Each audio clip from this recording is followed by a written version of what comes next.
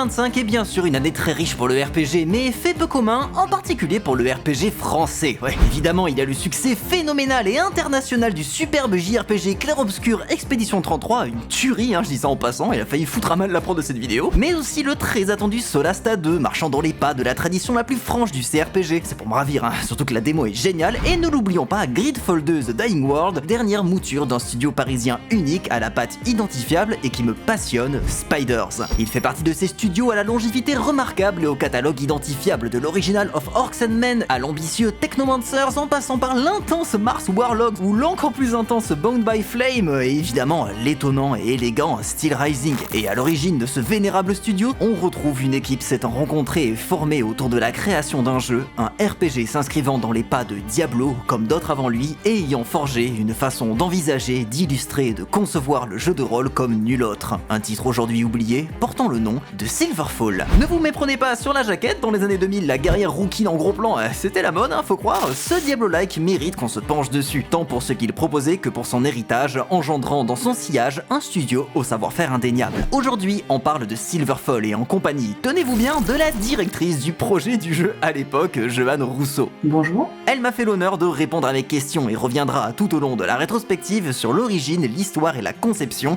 de cette brève aventure que fut Silverfall. À vos zeppelins gobelins et vos dragons arbres et bienvenue dans XP.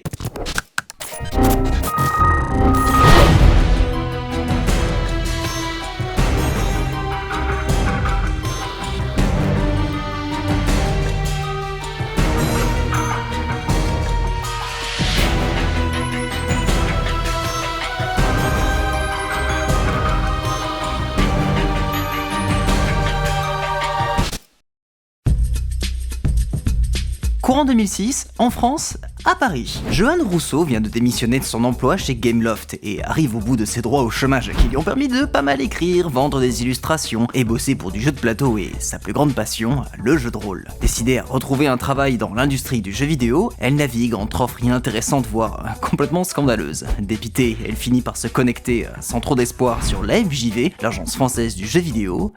Et là... Annonce de Monte Cristo qui cherche un chef de projet pour travailler sur un RPG.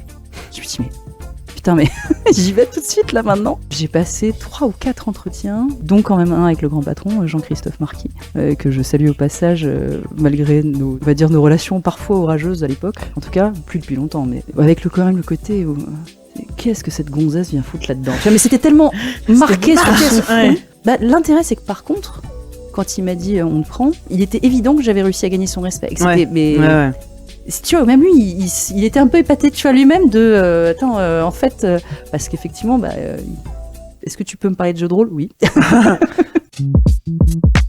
Joanne Rousseau est à l'origine une graphiste et grande rôliste qui a commencé sa longue carrière dans les années 90. Un peu touche à tout, vous avez l'habitude ici avec les jeux de cette époque, elle débute en alignant des pixels pour des jeux Game Boy Color au sein de RFX Interactive, où le nombre mirobolant de 4 nuances de gris permis par la machine lui a mis le pied à l'étrier. Grande fan de JDR comme l'appel de Cthulhu, dont elle enchaîne les sessions, elle navigue entre plusieurs studios se formant au game design, même si sa première passion, l'écriture et le world building, commence à la dévorer et la pousse à quitter son emploi chez Gameloft parce que Rayman fait du golf, Rayman fait du bowling, Rayman plante des tulipes, ça va 1 an et demi, pas plus. C'est donc dans les sphères du JDR, du journalisme et notamment dans l'illustration que Joanne se destine, même si, merci l'argent du chômage, parce que c'est pas ce qui remplit le mieux le frigo, je peux pas vous dire le contraire. Même si elle arrive à taffer comme illustratrice sur rien que Cthulhu et Warhammer, excusez du peu, elle retourne assez vite au développement de jeux vidéo, tout ce bagage en poche, et atterrit dans une société de multimédia parisienne au certain panache, Monte Cristo Games. Monte Cristo, c'est un groupe versé dans l'édition de CD-ROM et par la suite l'édition et le développement de jeux vidéo fondés par une paire d'ingénieurs financiers dans les années 90. Disons que leur simulation de marché économique fonctionne assez bien avec des titres inoubliables comme Trader 97. Ah oui, tout ça, ça sent bon le Minitel.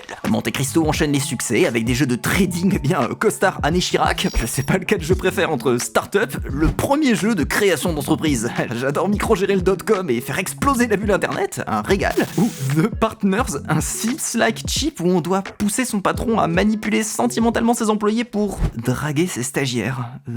L'éditeur choisit le créneau du jeu multi, d'abord sans trop de succès, et brasse littéralement dans tous les genres pour gratter des parts de marché. Le jeu PC de la Starac, les simulations de pompiers, mais aussi quelques titres qui réussissent pas trop mal dans le domaine du city builder, comme Medieval Lord et surtout City Life. Forte de leur nouvelle succursale ouverte à Kiev en Ukraine, grâce à ses quelques succès, à savoir Kiv's Games, Monte Cristo souhaite surfer sur un genre de jeu alors en pleine explosion, alors que Diablo 3 se fait désirer, le hack and slash, comme on dit, même si ça signifie pas grand chose et je préfère dire Diablo-like. Bref, c'est dans ce contexte que Johan Rousseau rejoint une équipe adepte du grand écart vidéoludique sur un projet qu'elle prend à bras le corps, un RPG nerveux de fantasy sur ordinateur. Le cahier des charges donné à Johan Rousseau est velu mais engageant, budget limité mais cohérent avec le projet, monde imaginaire à créer de zéro, composantes multijoueurs obligatoires et d'autres types de demandes.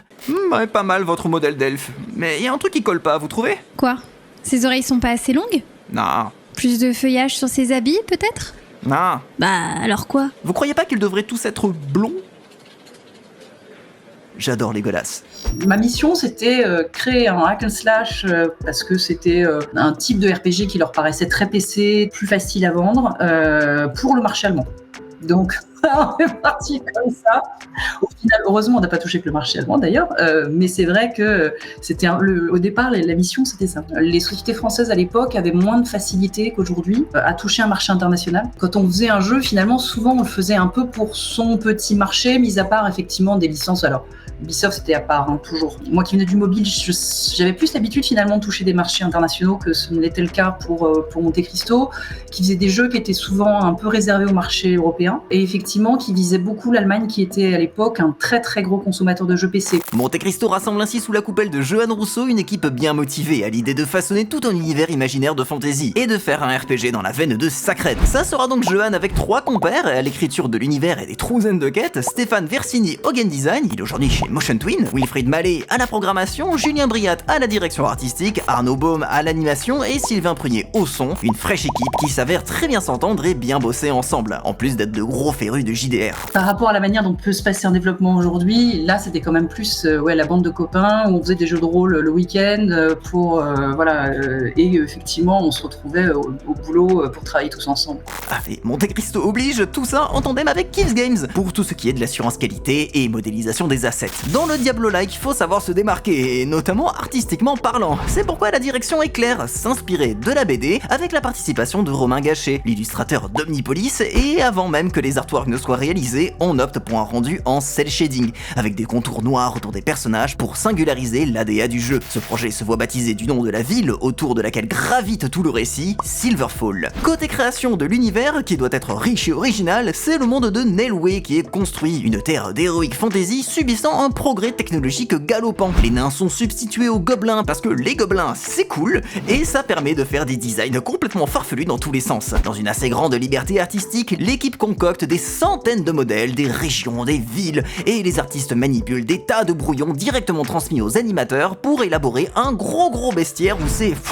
incroyable celui-là. Ah oui, lui trop cool aussi. Un des essais, on avait même été assez loin parce qu'on avait commencé à faire une démo. On avait travaillé avec une licence qui venait d'un jeu de figurines. Conjuration peut-être? Oui, voilà, c'est ça. Ouais. Les hommes loups venaient de ça au départ. Et on avait commencé à les modéliser là-dessus. Et puis, comme du coup, on a vendu la licence, on s'est dit, bon, évidemment, on peut pas garder les éléments qui viennent de Conjuration. On les a un peu repimpés différemment pour que on reconnaisse pas la licence, bien sûr. On s'est dit, on va faire des garous pour toutes les races, pour avoir des variantes. Enfin, en fait, on s'est lancé dans un truc qui s'est agrandi au fur et à mesure, alors qu'au départ, ça partait on nous avait dit, bon, travailler sans doute avec cette licence-là. Le deal, c'est pas fait. On a un peu brodé sur ce qu'on avait, et puis beaucoup d'envie qui venait d'envie gameplay, d'envie visuelle. Ça venait un peu dans tous les sens, honnêtement, cet univers-là. Et après, justement, quand il a fallu le consolider, ça a été un petit peu plus laborieux. On a essayé de faire un scénario qui soit un peu différent de ce qu'on voit habituellement, mais il y a des choses qu'on a fait... Il y a des choses qui ont été rajoutées vraiment au dernier moment. Ah, et la dichotomie nature-technologie devient un pilier central du jeu, permettant d'offrir une jaune d'alignement à la KOTOR, un des jeux préférés de la directrice de projet, et de gros embranchements dans la trame du titre. Les inspirations à Miyazaki, forcément, mais aussi la BD franco-belge et le jeu de rôle Shadowrun, mettant lui aussi en avant l'opposition nature et progrès. La vingtaine de développeurs avance rapidement, malgré la deadline serrée, pendant que Johan Rousseau défend le projet face à l'éditeur. Le moteur est créé en interne et embarque tout le fleuron de la technologie de l'époque, SpeedTree pour les des arbres, le même que pour Oblivion dont on a déjà parlé, et Ageia pour la physique. C'était un moteur maison, enfin, ils n'avaient pas de jeu réellement équivalent en interne, donc c'est pareil, il a fallu créer toutes sortes de couches dans le moteur pour pouvoir gérer ce genre de jeu, à savoir les RPG, créer un éditeur de dialogue notamment qui n'existait pas. Tout se faisait en même temps, en parallèle, c'était une espèce de grosse fourmilière dans tous les sens, pas toujours simple, j'avoue. On n'était pas très habitués dans l'équipe à gérer le multi, parce que mine de rien on pouvait jouer en multi, donc ça a été, je me souviens que ça a été on va dire des moments où mais si ça marche. Bah oui, mais ça marche dans le village. T'as essayé de tester en dehors du village? Ah bah non, pourquoi? Bah parce qu'en fait le gameplay se passe quand même en dehors du village et en fait ça crachait dès qu'on sortait du village. Donc... Mais bon, Silverfall est un jeu immense avec un nombre hallucinant de trucs à boucler et certaines finitions sont tout bonnement impossibles à réaliser. À commencer par l'interface qui est largement bâclée, les bugs aussi, encore très nombreux alors que la deadline se rapproche dangereusement. Il n'y avait pas de cutscene d'intro par exemple dans le jeu au début. On était à la veille de la release, 2 jours avant la release je crois. Le game designer et moi, c'est Stéphane, on s'est dit non mais c'est pas possible, faut pas juste avoir une voix off avec, et puis d'arriver dans le jeu comme ça, il faut qu'on fasse quelque chose. Et du coup, on s'est mis à bricoler avec des animes qu'on avait déjà, et en fait, on a passé 48 heures au studio pour créer cette cutscene d'affilée, juste avant la sortie, et donc c'était vraiment, mais elle a été postée juste avant la sortie. Enfin, tout a été fait en catastrophe, on a fait les crédits aussi dans la foulée, et je me rappelle du département compta qui nous prenait toujours quand même un peu pour des rigolos. Eux arrivaient plus tôt que nous, ils partaient plus tôt que nous aussi, mais ils arrivaient plus tôt que nous. Des femmes qui travaillaient à l'admin, qui arrivent le matin et qui fait « Tiens, vous êtes déjà là, surprise de nous voir à 8h30 ». Et on l'a regardé, on a fait « Non, on est encore là ». Et là, elle a fait « Oh ». Et elle est partie trop vite. Malheureusement, l'équipe ne parvient pas à intégrer toutes les features prévues pour le jeu, dont des machins qui ont été annoncés à la presse, comme les compétences ultimes débloquables en late game. Ça la fout un peu mal. On emballe tout ça dans une boîte des plus classiques par rapport à la aussi kitsch que charmante boîte exclusive espagnole, et Monte Cristo finit par sortir Silverfall le 9 mars 2007.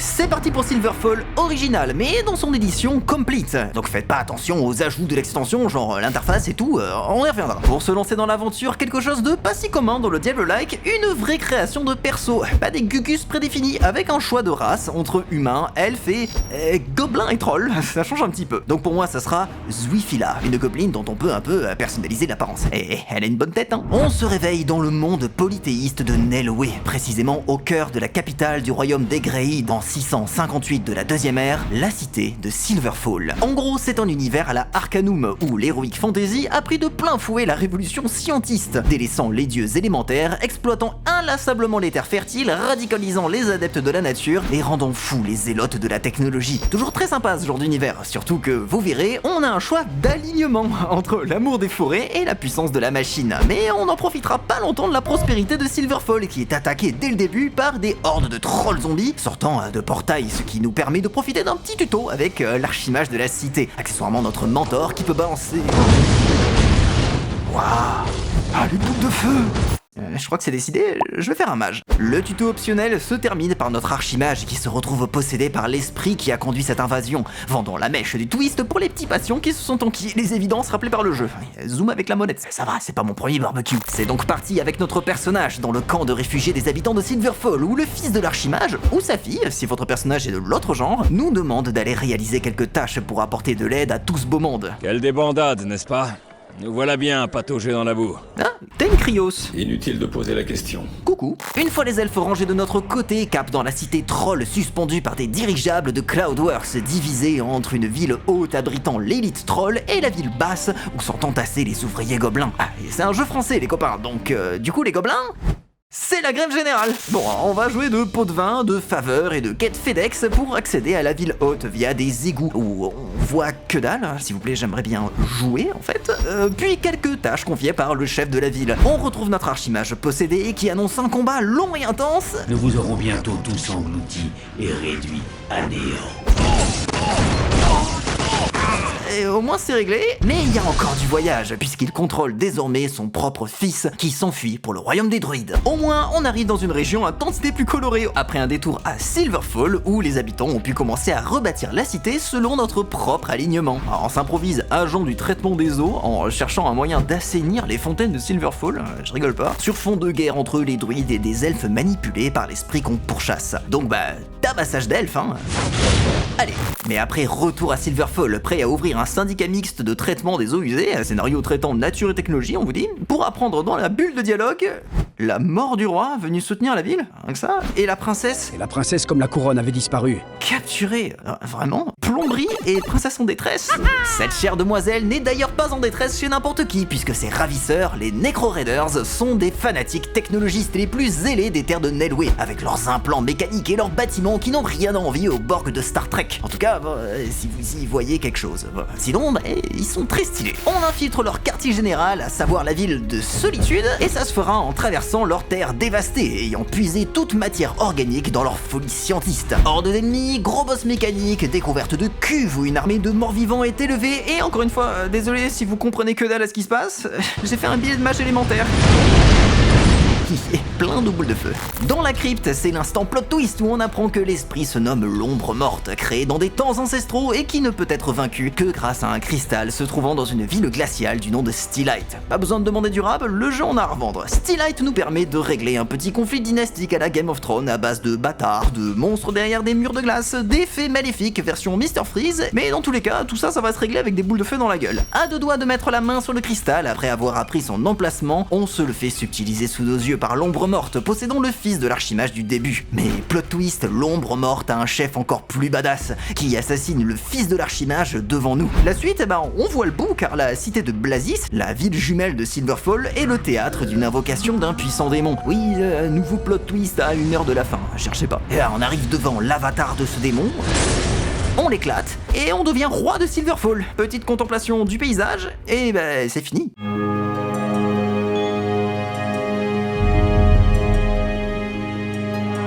Revenir un peu au Diablo-like après 11 CRPG plus variantes et 2 RTS, vous pouvez pas savoir comment ça me fait plaisir, d'autant plus en redécouvrant un objet comme Silverfall. Massacrer des hordes d'adversaires, optimiser son arbre de compétences, déclencher ses pouvoirs à répétition et adorer voir les boss se faire décimer dans une avalanche d'effets complètement abusés, c'est aussi ça l'essence du RPG, y a pas que la narration dans la vie. Silverfall arrive dans une période assez étonnante pour le genre, ça fait maintenant 7 ans que Diablo 2 est sorti, et les expériences de Sacred et Dungeon Siege, dont j'ai déjà parlé dans des précédentes vidéos, sont passés par là, mais aussi et surtout le mythique Titan Quest. Brisons la glace tout de suite, Silverfall n'est pas le plus grand Diablo-like des années 2000, on aura largement l'occasion d'y revenir, mais il coche déjà toutes les cases du genre et maîtrise plutôt bien ce qu'il entreprend, à commencer par ce qui le démarque le plus des autres, sa progression de personnage. Pas de classe à choisir ici, et encore moins d'archétypes prédéfinis, vous allez farmer des niveaux qui passent assez vite et répartir tous ces points dans... Oh putain, mais il y a combien d'arbres? Alors ouais, ça peut faire un peu pâle figure face à un Path of Exile sorti 5 ans après, tout de même, mais en remettant dans le contexte,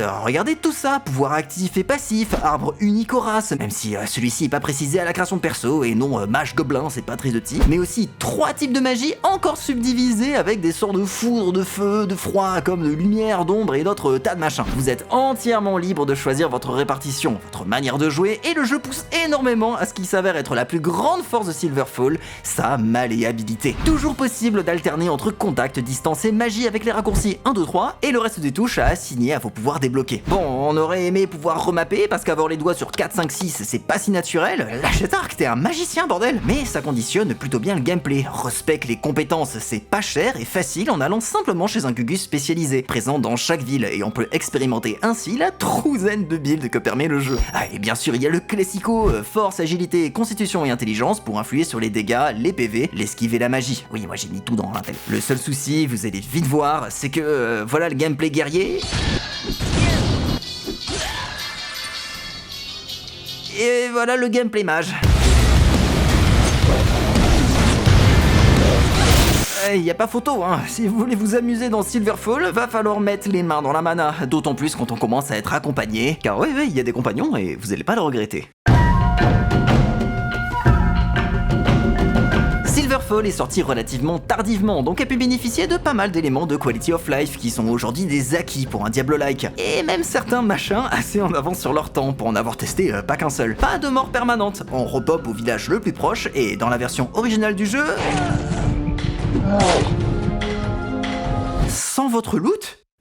Faut aller rechercher son équipement légendaire durement gagné sur sa petite tombe à l'endroit de sa funeste destinée. Et vous croyez qu'il se rééquipe tout seul ? Naïf que vous êtes. J'espère que vous êtes patient. Heureusement, tout ça est corrigé dans la Complete Edition. Comme je vous le disais, c'est un des rares Diablo-like, surtout à cette époque, qui comporte une feature assez géniale, les compagnons. 8 au total, mais juste 2 à la fois, ils suivent des schémas de MMO classiques. Le healer, le damage dealer et...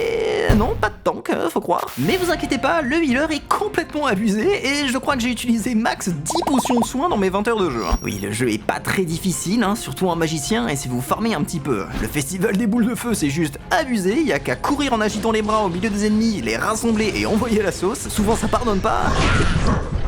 Si les ennemis résistent pas au feu. Putain. Ajoutez d'autres soucis un peu cons comme le pathfinding, qui est assez horrible, mais qu'on peut gérer en passant aux commandes ZQSD, y a pire. Mais vous savez ce qu'est le vrai kiff des Diablo-like ? Le loot à foison.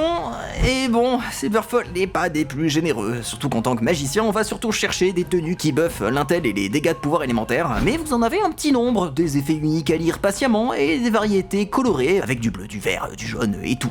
On est à la maison. On aurait aimé que le jeu transforme l'essai sur des tas de détails qui manquent un peu de finition, pas sans qui un auto-leveling des compagnons, trop court dans un jeu qui pousse autant à la variété de builds, le fait que ces derniers arrivent systématiquement à poil, des options tactiques plus avancées et par-dessus tout, le plus gros défaut mécanique du jeu, sa gestion de la difficulté est très en dents de scie. Et il y a des choix vraiment dommages, genre scaler les ennemis en fonction du niveau du joueur dans un Diablo-like, moi je comprends juste pas. Mais ces hybridations à d'autres genres sont, quant à elles, vraiment marquantes.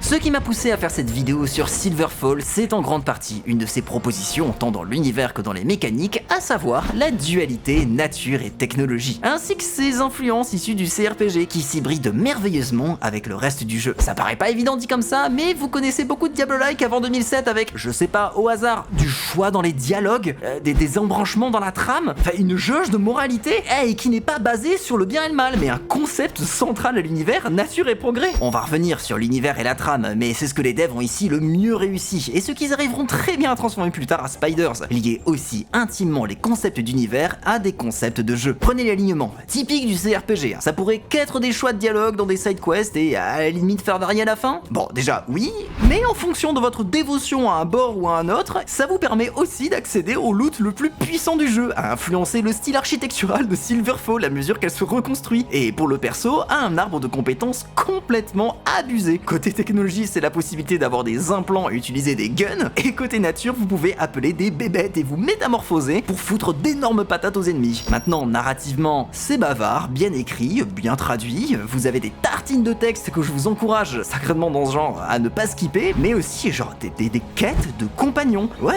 les gens réagissent parfois à votre race, même si j'avoue que c'est pas arrivé tant de fois que ça. On peut donner aux compagnons des tactiques, non via un menu, mais par des dialogues assez piquants. Ne reste pas ne rien faire quand les ennemis se rapprochent, attaque-les! Ah oui, on est un DRH toxique en colère là. Du coup, on s'attache assez bien à eux, et au final, on s'en souvient avec leurs problèmes, leur rédemption impossible, leur père enterré non loin de notre mission, etc. Quand on veut amener de la narration dans un jeu de rôle, le fait d'avoir des compagnons, quels qu'ils soient, ça peut mettre un crâne volant si on va chercher les références à Torment, ça amène aussi vraiment beaucoup de choses qui deviennent plus intimes. En fait, on crée un vrai rapport avec ces personnages-là, et du coup, en termes de ressort narratif, c'est plus simple à un moment de créer un moment de trahison, par exemple, qui va être très marquant. On va pouvoir avoir des moments qui vont être plus poignants ou plus drôles aussi, parce que on avait un personnage, notamment dans Silverfall, la trollesse, c'était un personnage qui était volontairement vraiment très drôle, quoi, qui avait pour but d'amener beaucoup d'humour, quoi, dans ce.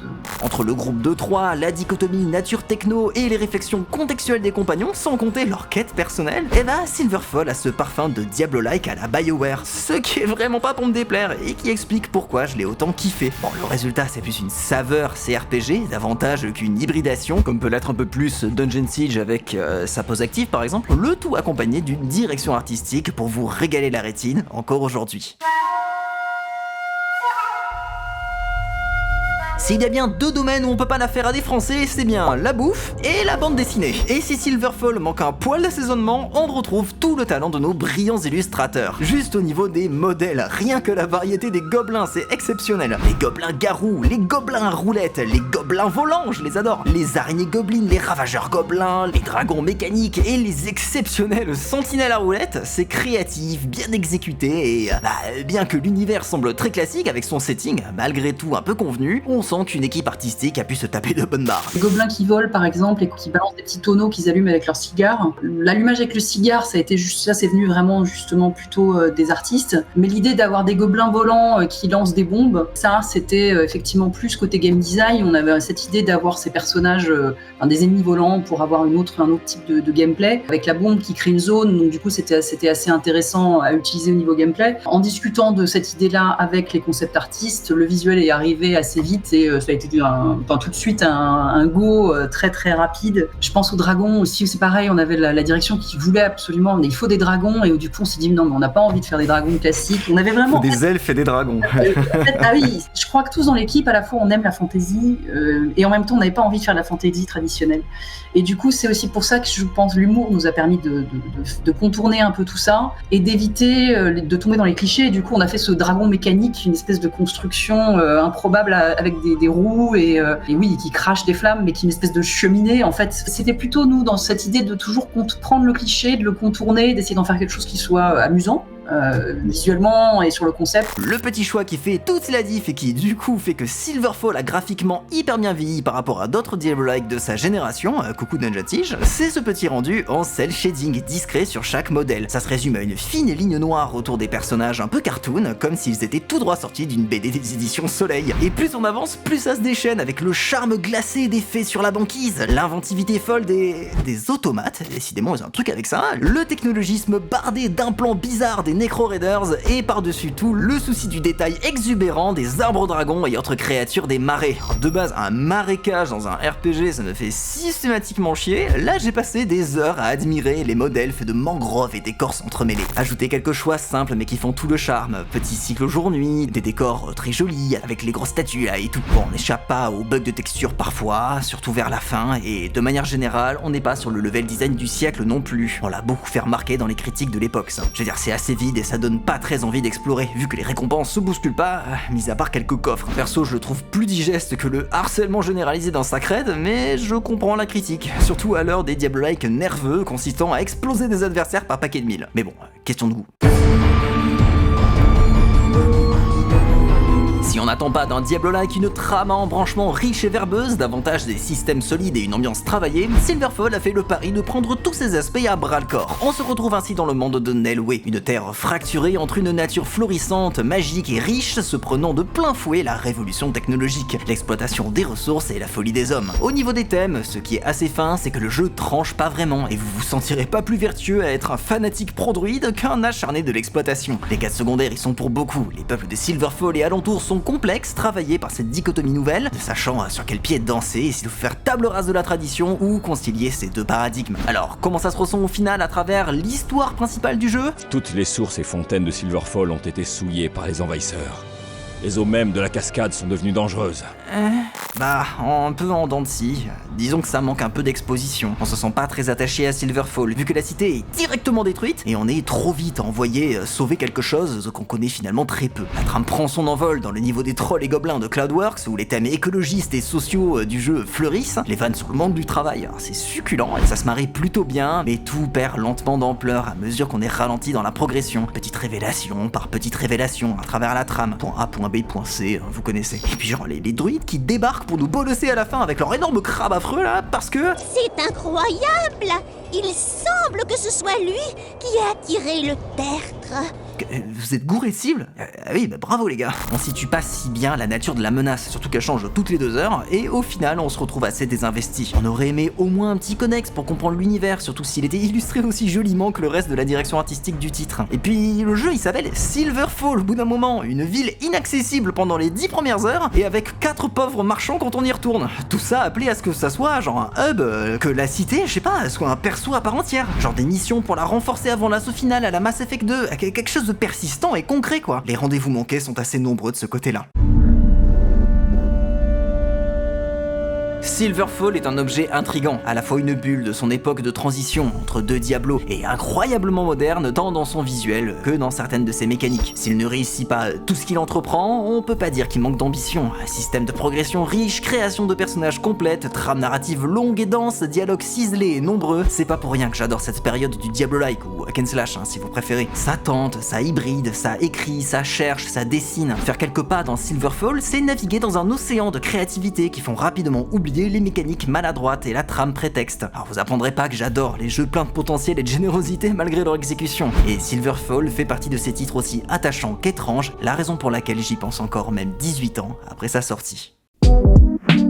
La réception de Silverfall s'avère assez mitigée en cette année 2007, lui reprochait son manque de finition et d'innovation par rapport à un Titan Quest qui, lui, a cassé la baraque comme son optimisation pas vraiment fameuse. Est-ce que la direction artistique tape à l'œil et les éléments de roleplay sont soulignés? En même temps, c'est là où le jeu excelle et ce qui pousse ce cher Monte Cristo à rempiler l'équipe sur un add-on pour finaliser la proposition de Silverfall, une extension baptisée du nom de Earth Awakening. C'est l'occasion pour cette équipe désormais soudée, adorant travailler ensemble, de corriger le tir déjà techniquement.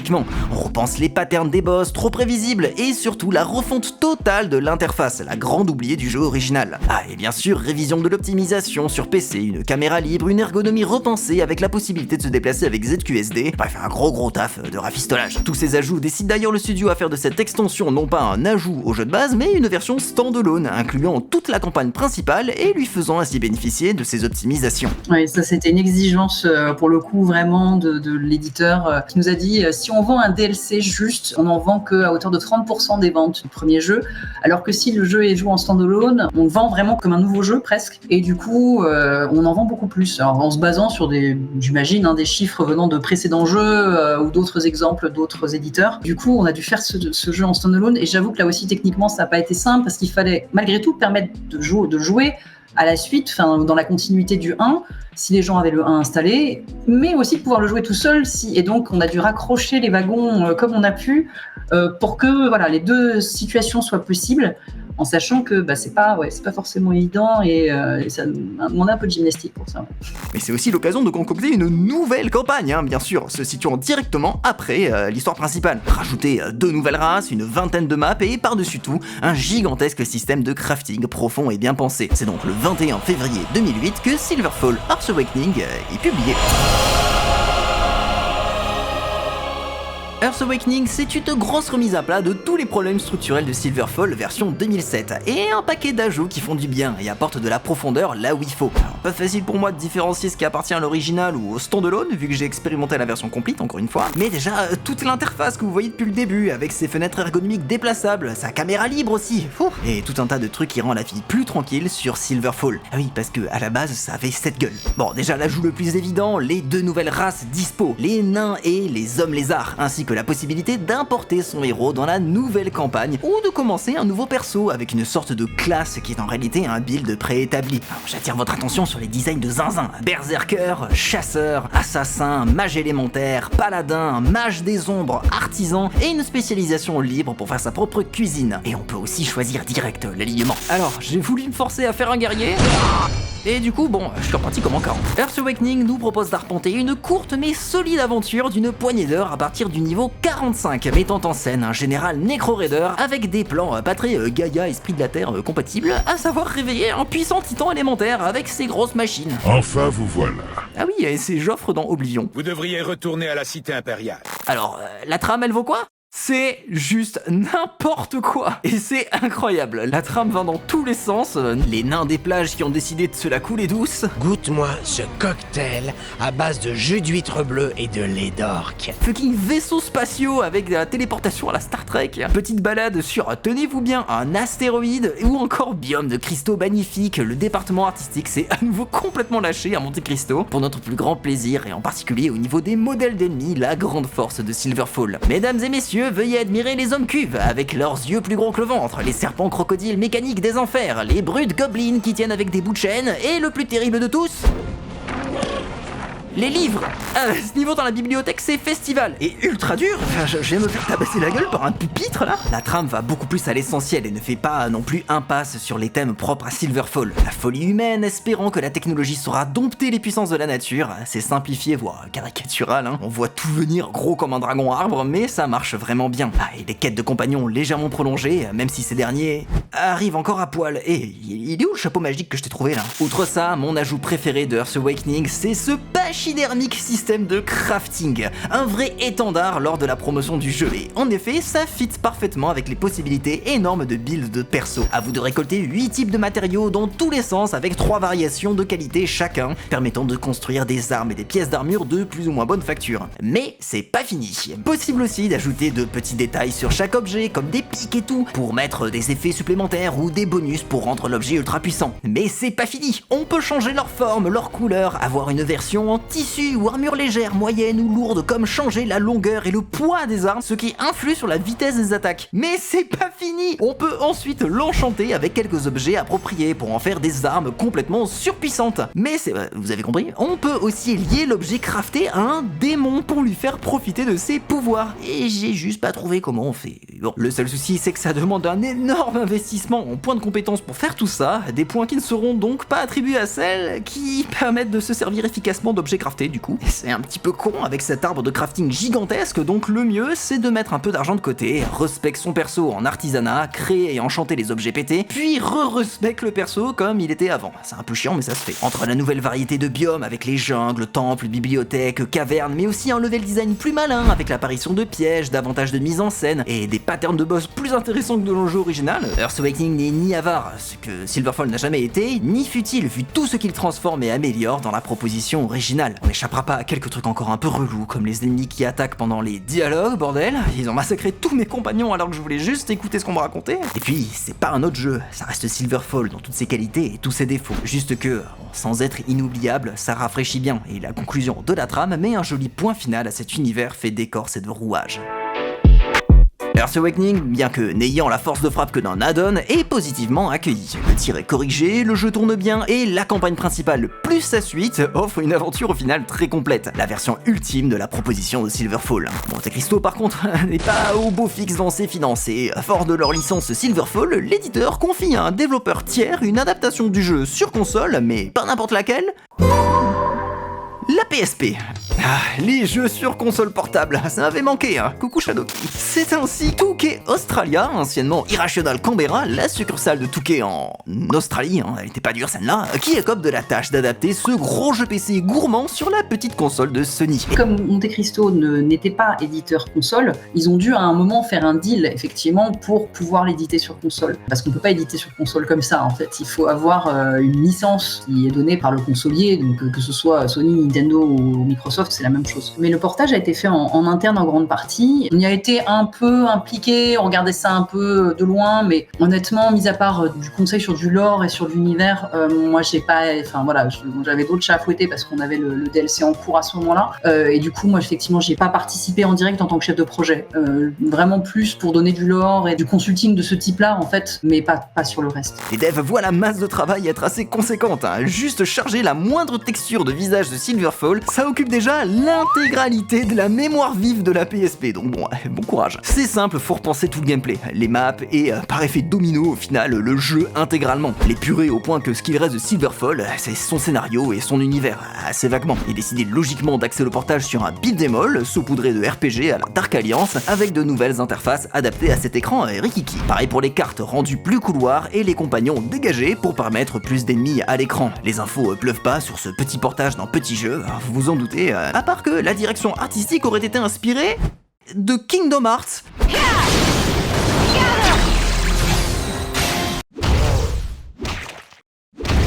Bah écoutez, si vous le dites. Mais c'est donc le 12 mars 2008 que Silverfall mouture PSP est publié. Bon, on va pas passer 1000 ans sur ce portage. Quoique bon, portage c'est vite dit, hein. Silverfall sur PSP est bien différent de son homologue sur PC. On est là face à un beat'em all légèrement RPG dans la veine de Dark Alliance dont je vous ai parlé dans mon tout premier épisode, mais avec la maniabilité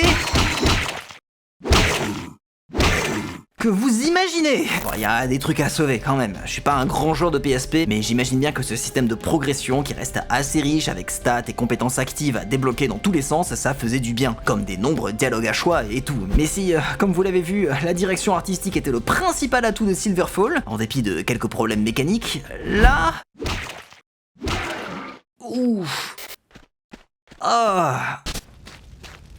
Vous reprendrez un peu de marron pour le dessert. Silverfall version PSP propose la même histoire avec des maps plus linéaires et bien raccourcies. Donc ça commence pareil avec la destruction de Silverfall et on va emprunter le même chemin avec des petites variantes, comme le fait d'incarner son propre perso dans le tuto.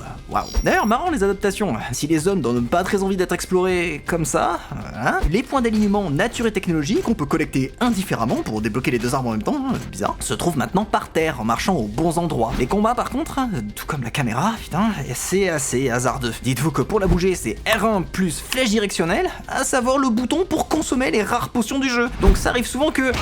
Non putain, bois pas. Ah, et puis c'est dur. La barre de vie fond comme neige au soleil, et si le premier boss est déconcertant de facilité, le second... Quoi? Et puis les ennemis qui spawnent derrière moi, franchement, d'autant plus qu'il n'y a aucun compagnon pour me healer, donc c'est tout pour Bibi, hein. Alors serveur inaccessible oblige, je fais un pas sur ce qui devait être le plus amusant sur Silverfall dans sa mouture PSP, le mode coop, qui en effet devait être fun à base de nettoyage de map et enchaînement de combos. Je me suis assez buté avec les copains sur Dark Alliance pour savoir que ça devait être cool, et ce dernier n'a jamais été porté sur console portable à ma connaissance. Silverfall ressemble à une bonne alternative, légère et digeste, jusque tout seul, à froid, avec des musiques qui bouclent toutes les 10 secondes. C'est sans doute ma version, je crois que le produit a un peu fait son temps. Reste que l'adaptation est assez fidèle sur plein d'aspects, la facilité de respect le perso, les 3 types d'attaques, distance, contact et magie, accessibles rapidement sur les boutons de la manette, et une boucle de gameplay farm loot boss qui fait toujours un peu mouche. Ah, et un truc cool absent du jeu PC, c'est le friendly fire des ennemis, qu'on peut retourner les uns contre les autres, en se plaçant intelligemment pour qu'ils se tuent entre eux. Un peu de filoutage, ça fait jamais de mal dans un RPG. Reste que la PSP est une console qui n'a pas vraiment été gâtée de RPG, et je serais curieux pour celles et ceux qui ont mis la main dessus à l'époque, de ce que vous en avez pensé, console à la main. Bon Silverfall sur PSP, c'est pas la joie niveau réception. Entre les temps de chargement interminables, la laideur de l'ADA, les bugs et la prise en main, ce portage est accueilli des plus froidement. Pas dramatique pour 2K Australie, qui continue sa collaboration avec leurs collègues de Boston sur un petit truc, pas grand chose. Je crois qu'ils sont pas trop à plaindre. En parallèle, côté Monte Cristo, c'est pas beaucoup plus la joie, puisque l'éditeur entre dans de grosses difficultés financières et se lance dans un baroud d'honneur, à savoir le City Builder MMO Cities XL, alors que la trésorerie est au plus bas. Le projet était pas bien pensé. Ils avaient investi énormément d'argent en se basant quand même sur les chiffres, ça va vous faire un petit peu rire, mais sur les chiffres de World of Warcraft, quoi. En disant, allez, World of Warcraft, à l'époque, il devait y avoir 13 millions de joueurs. Bon, allez, on va être super raisonnable, on va en compter que la moitié sur le jeu. Je veux pas dire de bêtises, mais je crois que le MMO de Cities, donc, est quand même sorti, je crois qu'il a eu au maximum 600 joueurs. Enfin, c'était le miroir aux alouettes, quoi. Tout le monde à une époque voulu se lancer dans du MMO à la suite de World of Warcraft. Ils se sont rendus compte qu'effectivement, côté RPG, ils dominaient clairement à l'époque le marché, donc c'était compliqué de les affronter en direct. Mais ils se sont dit, si justement on fait un autre genre de jeu, mais MMO aussi, et on a toute notre place en fait, et donc on peut avoir une chance, nous aussi, de rafler le gros lot. Bon,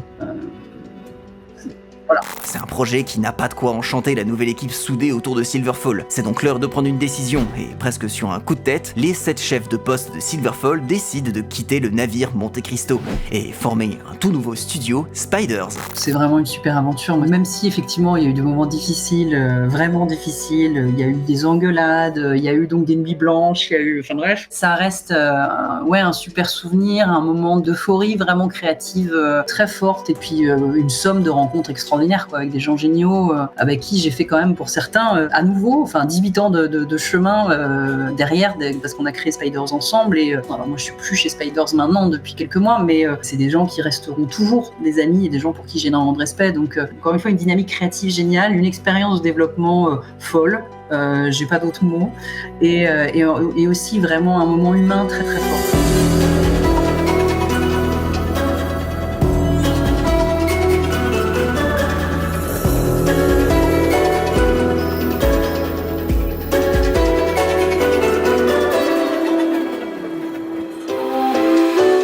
Silverfall est disponible dans une complete édition sur la plateforme GOG, incluant le jeu et son standalone Earth Awakening. J'en profite pour vous l'annoncer ici, moi je suis désormais affilié à GOG, donc si vous passez par mon lien en description, vous pouvez me soutenir en faisant vos emplettes sur la plateforme que je ne saurais que vous recommander, que ce soit pour acquérir Silverfall ou un autre grand RPG que regorge ce store et que j'ai pu traiter ici dans XP. Silverfall est également dispo sur Steam dans sa complete édition, mais aussi si vous ne souhaitez acquérir que la version de base ou le standalone, ils sont aussi répertoriés. Concernant le portage sur PSP, courage sur le marché de l'occasion, vu que la cote du jeu est pas la plus basse, ou alors passer par d'autres méthodes. Indice, doubler les initiales de la PSP. Merci d'être arrivé à la fin de cette rétrospective singulière sur un jeu qui m'a longtemps intrigué. J'ai essayé de rendre compte de tout ce que le jeu a synthétisé de son époque, et j'espère que tout ça vous aura plu. Encore merci à la directrice de projet de Silverfall et ex-patronne de Spiders, Joanne Rousseau, pour l'entretien qu'elle m'a accordé. C'était passionnant de pouvoir parler d'un jeu traité dans XP directement avec sa créatrice. J'espère pouvoir refaire ça avec d'autres licences françaises, je pense par exemple à Darkstone. Par ailleurs, si vous souhaitez que cette émission continue et puisse toujours plus traiter de jeux, de licences et de studios, je ne peux que vous recommander de faire un tour sur ma page Patreon, où vous pouvez contribuer, même avec le plus petit soutien. Il me permet d'améliorer les épisodes et de toujours plus m'affranchir de la popularité des licences que je traite. Et croyez-moi, il y a encore des tas et des tas de RPG passionnants dont j'aimerais vous parler. Sinon, vous pouvez toujours m'aider en likant l'épisode, en vous abonnant avec la cloche et en le partageant sur vos serveurs Discord et tout. J'ai très hâte de la suite et de vous parler d'autres perles méconnues comme Silverfall,